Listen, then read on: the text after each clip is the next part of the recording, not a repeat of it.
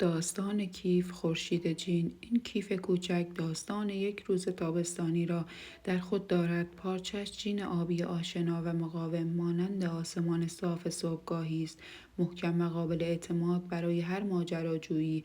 اما قلب این کیف گل آفتابگردان بزرگ و درخشانی است که با حوصله روی آن نشسته است. گلبرگ‌های این آفتابگردان نه از پارچه‌های لطیف، بلکه با نخ‌های زرد روشن و طلایی دوخته شده اند تا زیر هر نوری بدرخشند. درست مثل قرص‌های خورشید واقعی، مرکز آن طلاقه مهندسی شده از نخ‌های قهوه‌ای تیره و مشکی است که عمق و بافت بذرها را تداعی می‌کند. این مرکز به شکل استادانه با یک زیپ زرد پررنگ احاطه شده که نه تنها به عنوان درب عمل می‌کند، بلکه گویی هاله‌ای از نور به دور خورشید کشیده شده.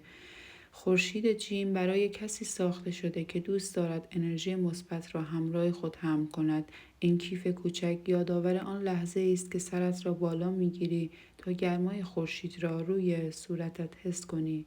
یک اکسسوری شاداب اما با دوام که هر بار از آن استفاده می کنی لبخندی ناخواسته بر لبان صاحبش می نشاند. این کیف می گوید امروز روز من است و من آماده ام تا بدرخشم.